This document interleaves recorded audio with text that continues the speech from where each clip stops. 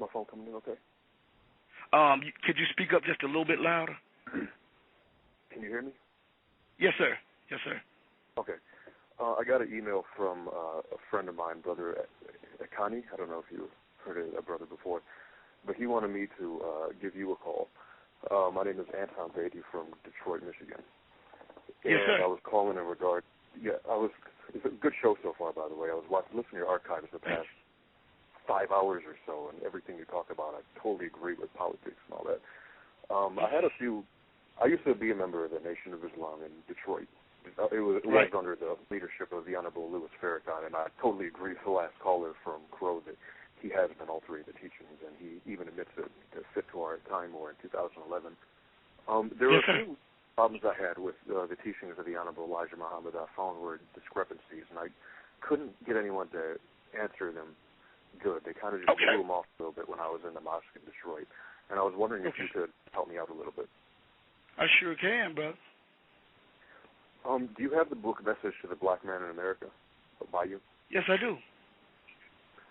Could you go to page 110?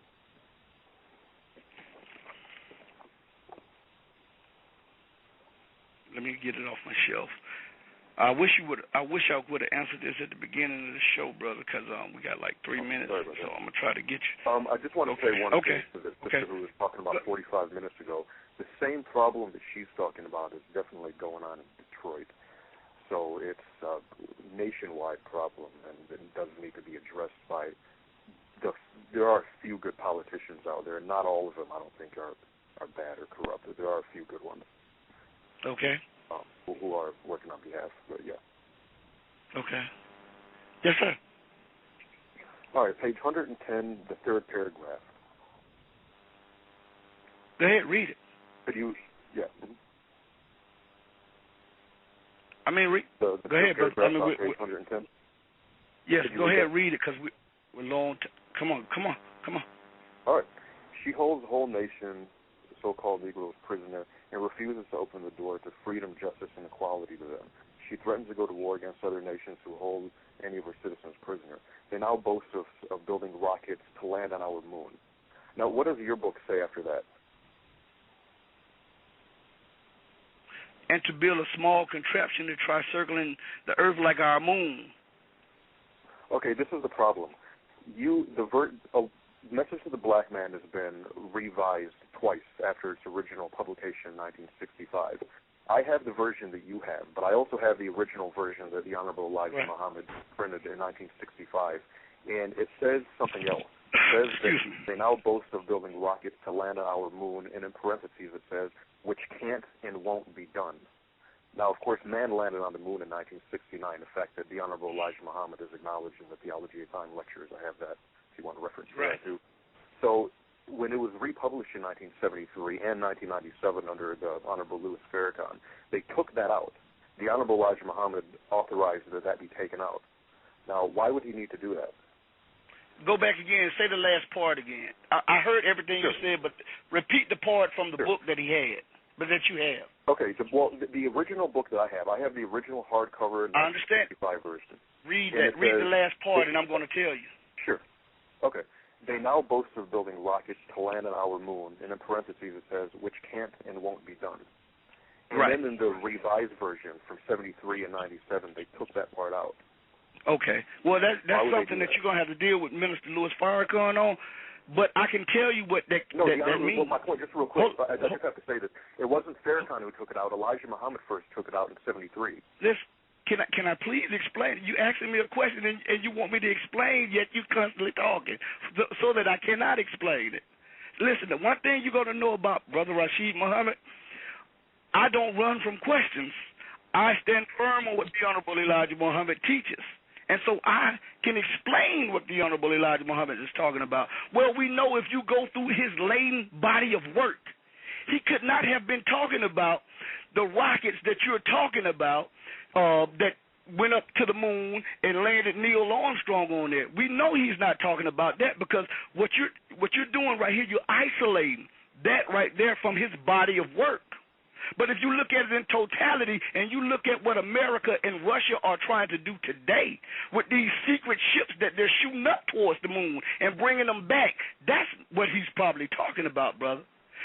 Those secret things, you know, the X-55 spaceships that they're trying to send up there to see if they can go to the moon for a long period of time, but then they brought them back because they said they've had problems with them. That's probably what he's talking about. We know he's not talking about the average. Hold up. Let me finish. We know he's not talking about when Kennedy said they was going to send a man on the moon, because the Honorable Elijah Muhammad said they did. So maybe he was putting it in a more proper perspective. Sometimes, as time goes on, he puts it in a more modern perspective for the people. But I just explained to you, there's nothing hidden about that. You got another question? I mean, because we ran out of time. That's what I'm asking. No, I'm okay, just asking, why did he have to edit it then? He edited a lot of his work. As a matter of fact, if you go to some of his, you go to the Fall of America. That's an edited. Hold up. You just asked me a question. Let me finish. If you go to the Fall of America, that is an edited work.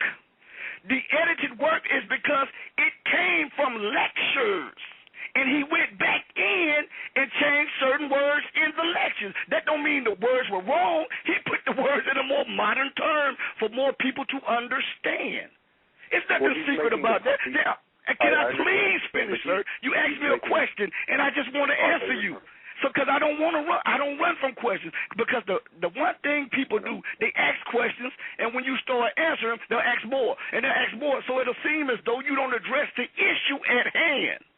But with Rashid Muhammad will answer you, and he's not going to run from that. Now, again, what you're doing, see, I think the problem with you, brother, you may have had some run-ins with people that could not feel your heart on things that you wanted to know.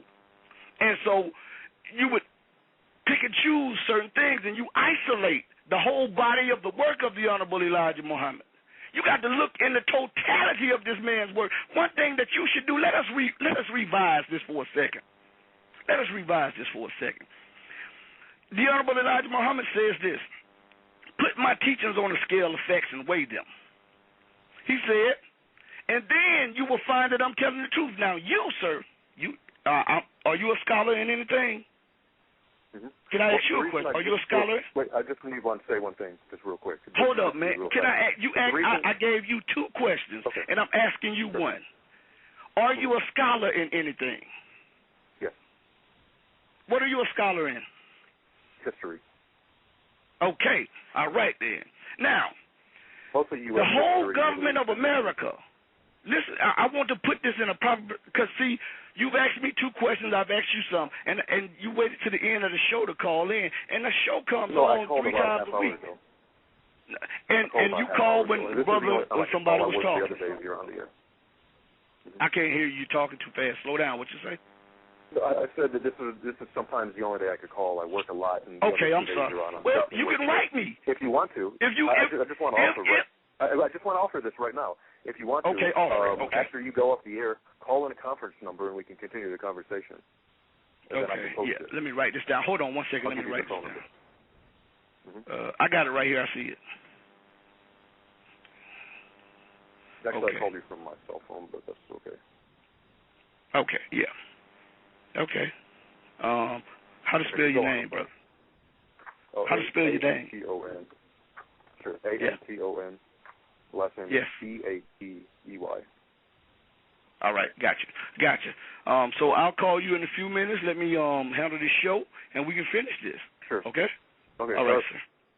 Yes, sir.